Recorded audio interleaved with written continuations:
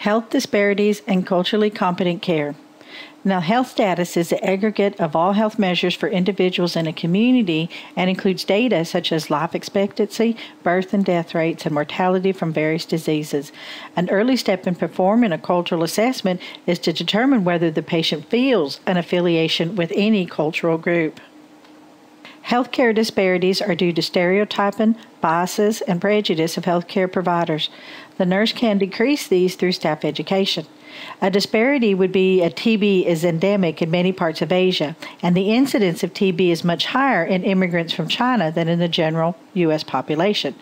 So patients from some cultures take time to consider a question carefully before answering.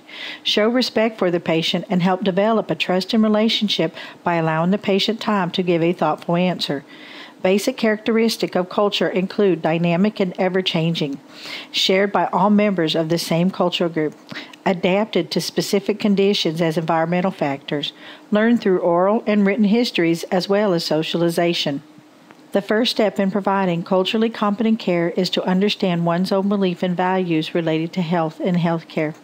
Many culturally based therapies can be accommodated along with the use of Western treatments and medication. The nurse should attempt to use both traditional folk treatments and the ordered Western therapies as much as possible. Some culturally based treatments can be effective in treating Western diseases. Not all folk remedies interfere with Western therapies. It may be appropriate for the patient to continue some culturally based treatments while he or she is hospitalized. Many cultures consider it disrespectful to touch a patient without permission, so asking a patient for permission is always culturally appropriate. American Indians speak slowly and politely. Silence is valued and long periods of silence is common. Interruptions are considered rude. Loudness is associated with aggression. Respect is communicated by avoiding eye contact, and it is best to gaze over the shoulder. Usually, they'll complain of pain to a family, which will relate to the healthcare worker. Death is in real time, and they may avoid talking about advanced directives or funeral homes because they have not happened yet. Most Indian traditions teach that the interconnectedness of all things lead to a relationship between man, Creator God, fellow man, and nature. Arab Americans respect modesty and privacy. Be sure to knock on the door and announce your arrival into a room or home. Limit the eye contact. Some of the women will insist on covering their whole bodies except for the face, hands, and feet at all times.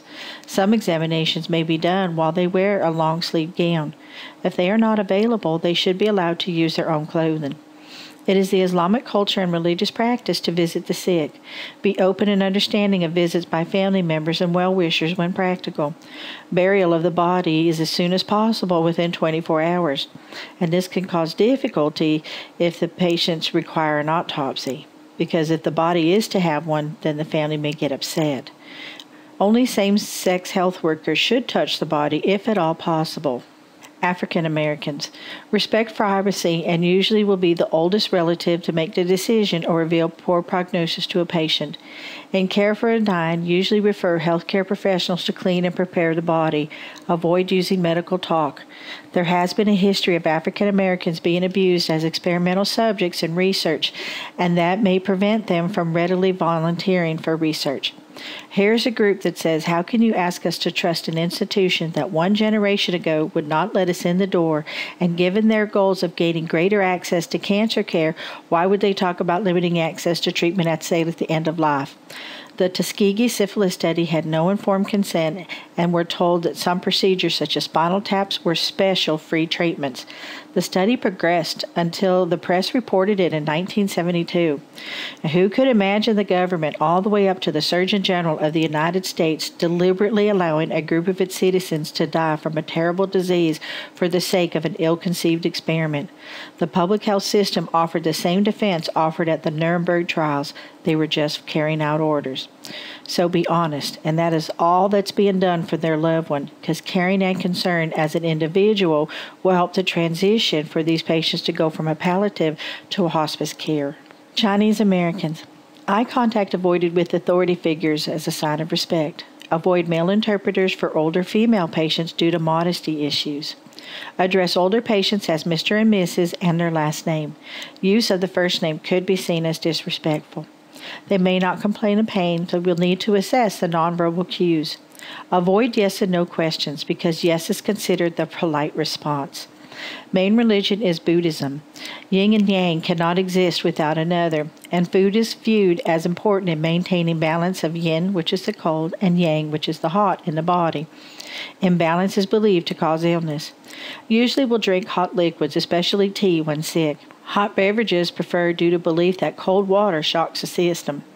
Yin foods are like fruits, veggies, and cold liquids. Yang are meat, eggs, hot soups, liquids, oily and fried foods.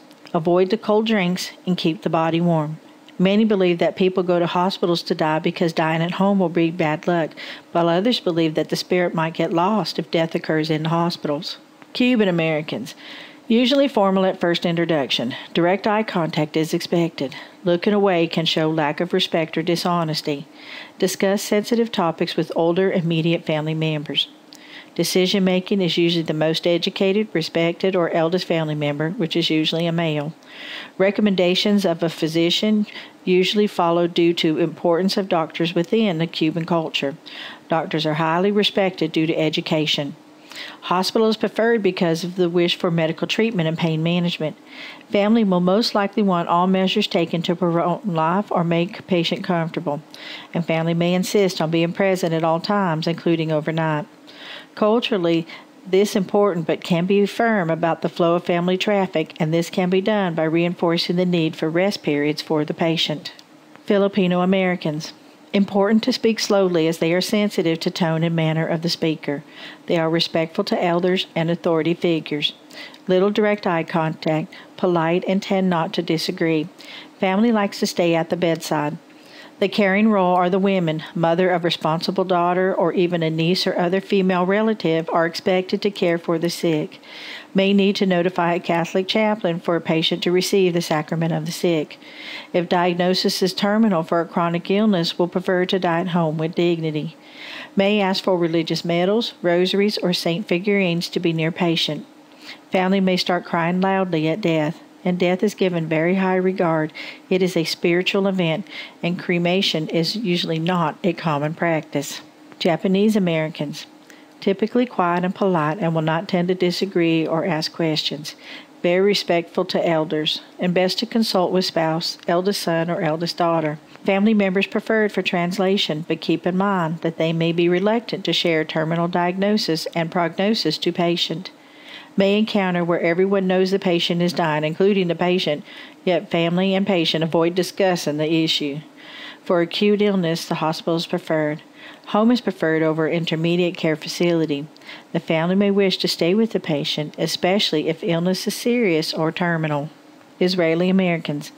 After a person dies, the eyes are closed and the body is flat and covered. Candles are lit next to the body to symbolize the soul's eternal flame.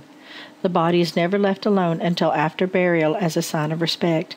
And there are people who volunteer to sit with the body for the family and consider their work extremely meritorious because they are performing a service for someone who can never repay them. Autopsies are discouraged. When a close relative first hears of the death, it is traditionally expressed the initial grief by tearing the clothing over the heart if the deceased is apparent, or over the right side of the chest for other relatives. The connection to our parents is the essential relationship that defines who we are as people, so the loss of a parent requires a longer period of adjustment. Korean Americans. Direct eye contact is infrequent from patient to nurse unless patient is comfortable with the nurse. It's considered rude to direct sole of the shoe or foot toward another person. Privacy is important, and if the patient feels embarrassed, they will be reluctant to disclose information. Be sensitive to words and facial expressions when explaining care or diagnosis. Imminence of death should be told to spokesperson who will relay to the rest of the family. Many opt to keep family in the hospital as this is seen as the patient's best interest. Mexican Americans. Direct eye contact frequently avoided with authority figures such as healthcare workers. Verbal and nonverbal communication strongly influenced by respect. Usually response to a decision with which the family disagrees is silence and noncompliance. Physical or mental illness may be attributed to an imbalance between the person and environment. Influences include emotional, spiritual, and social state, as well as physical factors such as humoral imbalances expressed as too much hot or cold. Cold diseases, vasoconstriction and low metabolic rate, menstrual cramps, rhinitis, pneumonia, colic. Hot diseases, vasodilation and high metabolic rate, pregnancy, hypertension, diabetes, acid indigestion. The family, except for pregnant women, are involved in caring for the family member who has died. Women do most of the care, while men seem to stay in another room. Family altars. You'll see candles with pictures of saints are found in many homes and are often part of altars in the living rooms or bedrooms.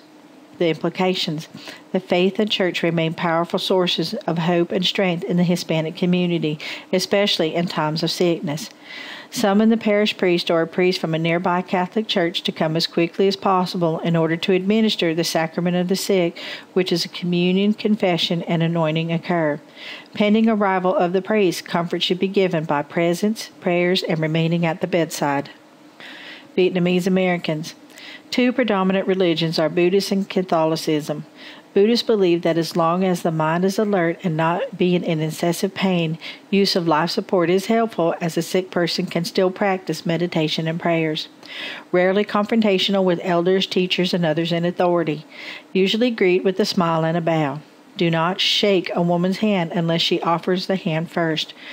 Respect is shown by slightly bowing and using both hands and giving something to another. It is important to create a quiet, peaceful atmosphere when one is dying or critically ill. Very important that the body is left untouched for some time for the transition from life to death. Death is a series of states involving disintegration of physical elements into more and more subtle elements until finally the consciousness leaves the body. This is why a calm surrounding and a composed mind has greater opportunity for a better life. Most Buddhists are cremated, though occasionally some will be buried, and this normally occurs 3 to 7 days after death. Now, when there are changes in the body after death, allow a family member to cry, grieve, and spend some time with the person who has died. Good postmortem care is our last act of caring as our patients leave us in a truly peaceful time. I've also invited family members to stay and participate in the care if they wish, and many will choose to do so as a way to say goodbye. Postmortem myth. Preparing the patient for viewing by family. Ensure proper identification of the patient prior to transportation to the morgue or funeral home. Providing appropriate disposition of patient belongings. Maintaining vital organs if donation is planned. Vaseline on the eyes, lips, and inside of the mouth. The head of bed at least 10 to 30 degrees.